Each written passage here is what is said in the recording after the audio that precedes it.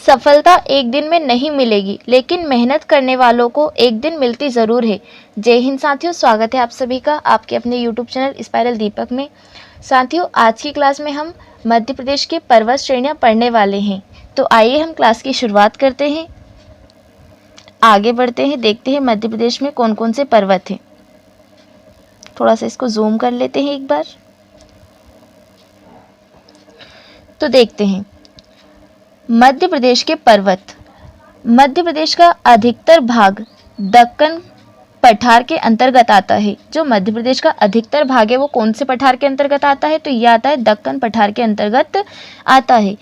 इसके कारण प्रदेश का आधे से अधिक हिस्सा पठारी है, लेकिन प्रदेश में जगह जगह ऊंचे नीचे पर्वत भी पाए जाते हैं, जिनमें से प्रमुख है विंध्याचल व सतपुड़ा। कौन कौन से प्रमुख है? एक तो है विंध्याचल और दूसरा है सतपुड़ा।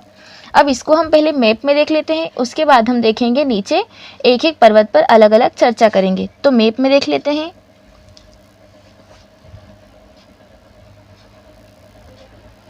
मैप को थोड़ा सा जूम कर लेते हैं ताकि अच्छे से दिखे आपको। तो ये रहा मैप। इसमें आपको बताया जा रहा है मध्य प्रदेश की पर्वत श्रेणियाँ, कि मध्य प्रदेश में कौन कौन से पर्वत हैं और कौन कौन सी श्रेणियों में ये अलग अलग हैं। सबसे पहले आप देख रहे हो सिद्ध बाबा की चोटी। पिछली क्लास में मैंने आपको बताया था सिद्ध बाबा की चोटी कितनी थी, ये 1172 मीटर थी। उसके बाद में देख लेते हैं गोपांचल पर्वत कहाँ पर है, ये है ग्वालियर में। गोपांचल पर्वत कहाँ पर है? तो ये है ग्वालियर में। और सिद्ध बाबा की चोटी कहाँ पर थी? तो आप मुझे कमेंट करके कमेंट बॉक्स में बताना। उसके बाद में हम देख लेते हैं विंध्याचल श्रेणी। तो विंध्याचल श्रेणी में हम देखेंगे विंध्याचल श्रेणी, भांडेर श्रेणी और कैमूर श्रेणी। तो इसमें है सिगार चोटी। सिगार चोटी की ऊंचाई कितनी है? तो यह है 881 मीटर। कितनी है? 881 मीटर है। अच्छे से ध्यान में रखिएगा, पिछली क्लास में भी मैंने आपको बताया था। तो सिगार चोटी कहाँ पर है? ये है इंदौर में। कहाँ पर है? इंदौर में है। अब इसके साथ दो चोटियों के नाम अलग और भी बताए थे मैंने, तो वो कौन कौन सी थी? एक तो थी जाना पाव और एक थी धजारी। कौन सी थी? जाना पाव, धजारी और सिगार। ये तीनों कहाँ पर थी? तो ये थी इंदौर में। उसके बाद देख लेते हैं भांडेर श्रेणी। तो भांडेर श्रेणी के अंतर्गत कौन सी चोटी आती है? तो ये आती है सद्भावना चोटी। कौन सी चोटी आती है? सद्भावना चोटी। इसकी ऊंचाई कितनी है? तो इसकी ऊंचाई है 752 मीटर। कितनी है? 752 मीटर इसकी ऊंचाई है, 752 मीटर। उसके बाद में आती है कैमूर श्रेणी। तो कैमूर श्रेणी के अंतर्गत कौन सी चोटी है? ये है त्रिकुटा पर्वत। कौन सा है? त्रिकुटा पर्वत है। किस श्रेणी के अंतर्गत आता है? तो कैमूर श्रेणी के अंतर्गत आता है। उसके बाद देख लेते हैं, जैसे हमने सतपुड़ा श्रेणी में पढ़ा था, तो उसमें कौन कौन सी श्रेणी पड़ी थी? तो ये थी राजपीपला, महादेव श्रेणी और मैकाल श्रेणी। जो राजपीपला श्रेणी है इसके अंतर्गत कौन सी चोटी आती है? तो ये आती है चूलगिरी। चूलगिरी की चोटी आती है। इसकी ऊंचाई कितनी है? 1215 है। कितनी है? तो ये है 1200, लिख देती हूँ मैं यहाँ पर, 1215 मीटर इसकी ऊंचाई है। महादेव श्रेणी के अंतर्गत कौन सी आती है? तो यह आती है धूपगढ़ की चोटी। कौन सी? धूपगढ़ की चोटी, 1350 मीटर। और जो धूपगढ़ चोटी है ये मध्य प्रदेश की सबसे ऊंची चोटी है। ध्यान में रखिएगा, आगे भी हम पढ़ेंगे इसको। जो सबसे ऊंची चोटी है वो कौन सी है? धूपगढ़ की चोटी है, मध्य प्रदेश की सबसे ऊंची चोटी है। कितनी ऊंचाई है? 1350 मीटर है। आगे देख लेते हैं मैकाल श्रेणी। मैकाल श्रेणी के अंतर्गत कौन सी चोटी आती है? तो ये आती है अमरकंटक चोटी। इसकी ऊंचाई कितनी है? तो इसकी है 1065। कितनी है? 1065 इसकी ऊंचाई है, 1065 मीटर। ध्यान में रखिएगा। आपने मैप को देख लिया होगा, मैप में भी आप इसको बनाकर एक बार देख लेना कि मैप में कौन सी चोटी कहाँ पर आती है, कौन सी श्रेणी के अंतर्गत आती है। इसको आप एक या दो बार बनाकर मैप में ज़रूर देखना। आगे बढ़ते हैं इसी के साथ। अब आगे हम इन सब की डिटेल के बारे में पढ़ेंगे, अच्छे से डिटेल में पढ़ेंगे, यहाँ पर देखेंगे। तो सबसे पहले देखेंगे अपन विंध्याचल पर्वत श्रेणी। विंध्याचल पर्वत श्रेणी इसके अंतर्गत कौन कौन सी है? तो ये है विंध्याचल, भांडेर और कैमूर। अब जो विंध्याचल पर्वत श्रेणी है इसके बारे में पढ़ लेते हैं। तो विंध्याचल पर्वत नर्मदा नदी के उत्तर में पूर्व से पश्चिम की ओर फैला है। जो विंध्याचल पर्वत है ये नर्मदा नदी के उत्तर में पूर्व से पश्चिम की ओर फैला है। कहाँ से कहाँ तक? तो पूर्व से पश्चिम की ओर फैला हुआ है। इसका निर्माण हिमालय से पहले का माना जाता है। जो विंध्याचल पर्वत श्रेणी है इसका निर्माण कब का माना जाता है? तो हिमालय से पहले का इसका निर्माण माना जाता है। उसके बाद देख लेते हैं विंध्याचल पर्वत का निर्माण क्वार्टेज एवं बालू पत्थरों से हुआ है। जो विंध्याचल पर्वत है इसका निर्माण किससे हुआ है, तो क्वार्टेज एवं बालू पत्थरों से इसका निर्माण हुआ है।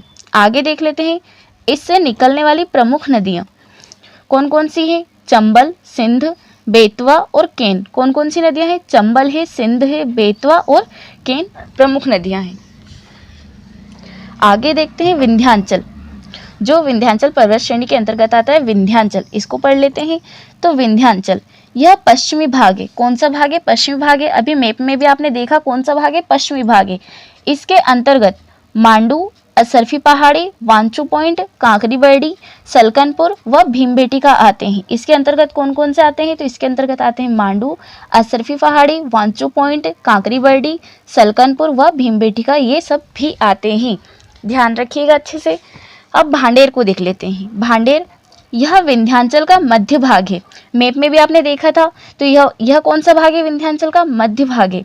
इस श्रेणी के अंतर्गत सद्भावना चोटी, जिसका क्या नाम है एक और, गुडविल, 752 मीटर दमोह में स्थित है। जो सद्भावना चोटी है या गुडविल, इसकी ऊंचाई कितनी है, 752 है। कहाँ पर स्थित है, दमोह में स्थित है। आगे देखते हैं कैमूर, यह विंध्याचल का पूर्वी भाग है। विंध्याचल का कौन सा भाग है, पूर्वी भाग है। इसके अंतर्गत त्रिकुटा पर्वत, त्रिकुटा पर्वत कहाँ पर है, तो ये है मेहर, सतना में। मेहर कहाँ पर आता है, ये सतना में आता है। गिद्धराज पर्वत सतना में आते हैं।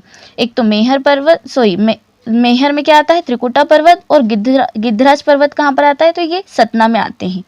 इसको थोड़ा सा ऊपर कर लेते हैं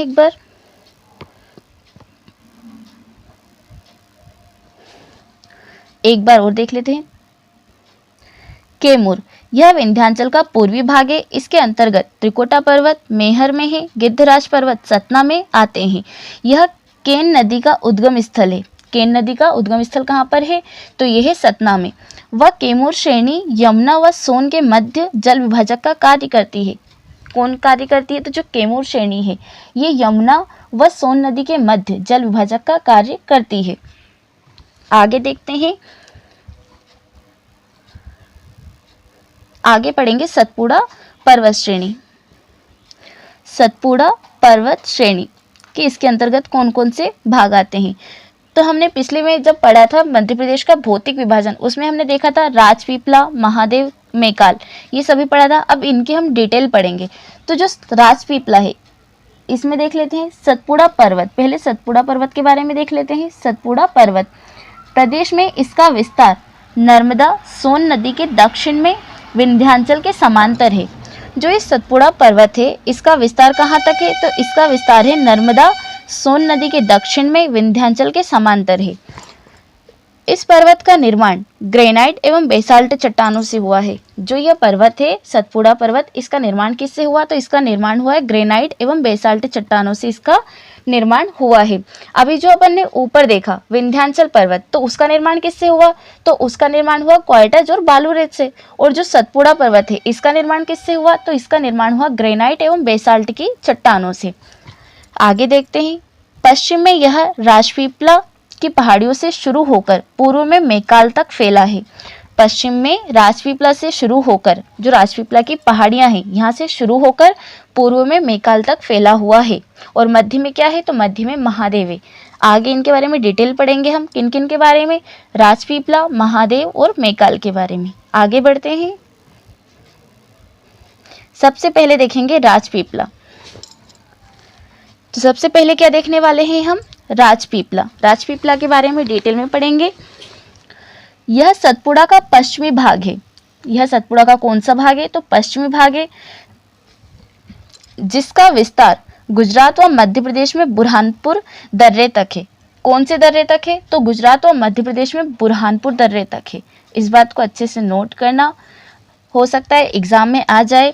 तो यह सतपुड़ा का पश्चिमी भाग है, जिसका विस्तार गुजरात और मध्य प्रदेश में बुरहानपुर दर्रे तक फैला हुआ है। उसके बाद देख लेते हैं, इसके अंतर्गत बड़वानी हिल्स, असीरगढ़ हिल्स और ग्वालगढ़ हिल्स आती है। कौन कौन सी हिल्स आती है इसके अंतर्गत, तो एक आती है बड़वानी हिल्स, असीरगढ़ हिल्स और ग्वालगढ़ हिल्स आती है। इसको भी अच्छे से ध्यान में रखिएगा। अब इनकी जो सर्वोच्च ऊंची चोटियां है वो भी हम देख लेते हैं। इसकी सर्वोच्च चोटी चूलगिरी 1215 मीटर। जो राजपीपला है इसकी सबसे ऊंची चोटी कौन सी है, तो ये है चूलगिरी, कितनी मीटर ऊंचाई है? तो इसकी ऊंचाई है 1215 मीटर। वह इस श्रेणी में स्थित असीरगढ़ को दक्षिण का प्रवेश द्वार भी कहा जाता है। जो असीरगढ़ है इसको क्या कहा जाता है? तो असीरगढ़ को दक्षिण का प्रवेश द्वार भी कहा जाता है। अब असीरगढ़ हिल्स है कहाँ पर, ये आप मुझे कमेंट करके कमेंट बॉक्स में बताना। मैंने आपको पहले भी बोला था कि दक्षिण का प्रवेश द्वार किसे कहा जाता है, आप ये भी कमेंट करके कमेंट बॉक्स में बताना। अब आगे देख लेते हैं महादेव। क्या पढ़ेंगे? मध्य श्रेणी पढ़ेंगे महादेव। महादेव के बारे में डिटेल में पढ़ लेते हैं। यह सतपुड़ा का मध्य भाग है। कौन सा भाग है? मध्य भाग है। इसका विस्तार महाराष्ट्र व मध्य प्रदेश में खंडवा से सिवनी तक है। कहाँ से कहाँ तक है? तो महाराष्ट्र व मध्य प्रदेश में खंडवा से लेकर सिवनी तक है। कहाँ तक है? खंडवा से सिवनी तक इसका विस्तार है। किसका? महादेव का। उसके बाद देख लेते हैं इसके अंतर्गत धूपगढ़, पंचमढ़ी, चोरागढ़, नंदीगढ़, कालीभीत। कालीभीत कहाँ पर है? तो यह है बैतूल में। आदि पर्वत चोटियां आते हैं। कौन कौन सी चोटियां आती है? तो एक आती है धूपगढ़। धूपगढ़ क्या है? धूपगढ़ हमारे मध्य प्रदेश की सबसे ऊंची चोटी है। उसके बाद में पंचमढ़ी, चोरागढ़, नंदीगढ़ और कालीभीत, ये सभी पर्वत चोटियां आती हैं। आगे देख लेते हैं इस क्षेत्र की सबसे ऊंची चोटी धूपगढ़ है और यह मध्य प्रदेश की भी सबसे ऊंची चोटी है। मैंने आपको अभी ऊपर भी बताया कि जो धूपगढ़ है वो मध्य प्रदेश की सबसे ऊंची चोटी है और इस क्षेत्र की भी सबसे ऊंची चोटी कौन सी है? तो ये है धूपगढ़। कौन सी है?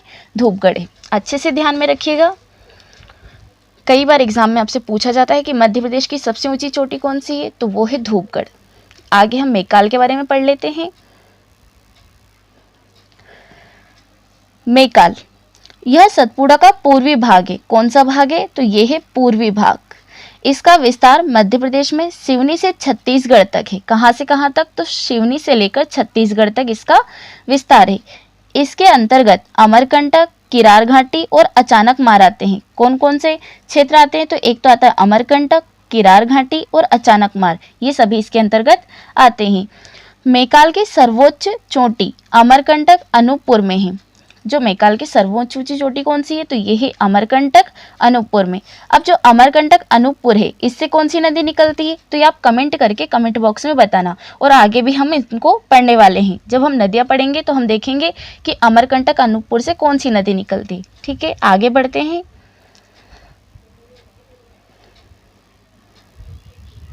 Exam premier league you EPL देख लेते हैं। क्या देखेंगे? ईपीएल देख लेते हैं। जो एग्जाम में क्वेश्चन आपके आए हुए हैं उन पर हम चर्चा करते हैं। गिद्धराज पर्वत, कौन सा पर्वत? गिद्धराज पर्वत। यह पहाड़ी मध्य प्रदेश के सतना जिले के रामनगर तहसील के देवराज नगर में स्थित है। जो गिद्धराज पर्वत है ये कहाँ पर स्थित है? तो मध्य प्रदेश के सतना जिले के रामनगर तहसील देवराज नगर में स्थित है। इसको अच्छे से आप एक बार पढ़ लेना, ध्यान में रखना। गिद्धराज पर्वत कहाँ पर है? तो ये रामनगर तहसील के देवराज नगर में स्थित है। और कौन से जिले में स्थित है? सतना जिले में स्थित है और अपने मध्य प्रदेश में है, ये तो आप जानते ही हैं। भोपाल शहर 5 पहाड़ियों, कौन कौन सी पहाड़ियां हैं? श्यामला, नेओरी, अरेरा, कटारा व ईदगाह पर बसा है। जो भोपाल है वो 5 पहाड़ियों पर बसा है। कौन कौन सी पहाड़ियां हैं? तो इनमें आती है श्यामला, नेओरी, अरेरा, कटारा व ईदगाह। इन पर हमारा भोपाल बसा हुआ है। आगे पढ़ते हैं। मालवा की उच्चतम चोटी सिगार चोटी 881 मीटर इंदौर जिले में है। जो सिगार चोटी है ये कहाँ पर है? तो ये है इंदौर में। इसकी ऊंचाई कितनी है? 881 मीटर इसकी ऊंचाई है। और ये कौन से पठार की सबसे ऊंची चोटी है? तो ये है मालवा के पठार की सबसे ऊंची चोटी सिगार चोटी। उसके बाद देख लेते हैं बुंदेलखंड की उच्चतम चोटी सिद्ध बाबा की चोटी। कौन सी चोटी है? सिद्ध बाबा की चोटी है। 1172 मीटर। कितनी ऊंचाई है? 1172 मीटर इसकी ऊंचाई है। कौन से जिले में स्थित है? तो ये दतिया जिले में स्थित है। कौन से जिले में स्थित है? दतिया जिले में स्थित है। ऊंचाई कितनी है? तो इसकी ऊंचाई है 1172 मीटर। ध्यान में रखिएगा अच्छे से। कौन से पठार की सबसे ऊंची चोटी है? बुंदेलखंड की सबसे ऊंची चोटी है। अब पिछले क्लास में हमने पढ़े थे जो हमारे पठार है उन सभी को। अगर आपने पिछली क्लास नहीं देखी हो तो उनकर जाकर एक बार देख लेना, ताकि आप जिनने पठार पढ़ रखे होंगे उनको ये सभी चोटी अच्छे से समझ में आएंगी कि कौन से पठार में कौन सी चोटी है। आगे बढ़ते हैं। मध्य प्रदेश की सबसे ऊंची चोटी धूपगढ़ लगभग 1350 मीटर। कितनी ऊंचाई है? 1350 मीटर इसकी ऊंचाई है। कितनी है? 1350 मीटर इसकी ऊंचाई है। कौन सी चोटी की? धूपगढ़ चोटी की। पंचमढ़ी में होशंगाबाद जिले में स्थित है। जो धूपगढ़ चोटी है ये कहाँ पर स्थित है, तो ये पंचमढ़ी में होशंगाबाद में स्थित है। और जो धूपगढ़ है ये मध्य प्रदेश की सबसे ऊंची चोटी है। मैं आपको ऊपर 2 से 3 बार बता चुकी हूँ अभी तक। लांजी हिल्स बालाघाट में स्थित है। लांजी हिल्स कहाँ पर स्थित है, तो ये बालाघाट में स्थित है।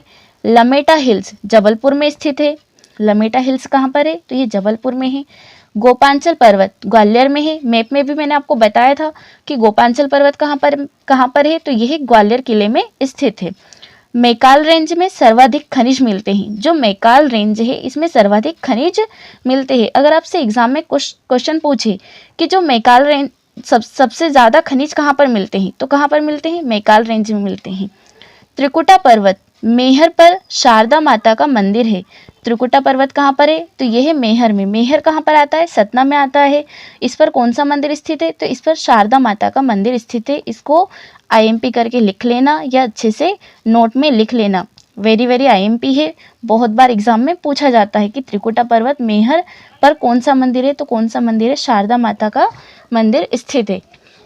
तो साथियों ये थी हमारे मध्य प्रदेश के प्रमुख पर्वत की क्लास। अगर आपको क्लास अच्छी लगी हो तो क्लास को लाइक, शेयर और चैनल को सब्सक्राइब ज़रूर कर लें, ताकि आने वाले वीडियो की नोटिफिकेशन आपको सबसे पहले मिल सके और आप क्लास को सबसे पहले देख सके। अब मिलते हैं अगली क्लास में, तब तक के लिए जय हिंद, वंदे मातरम, भारत माता की जय।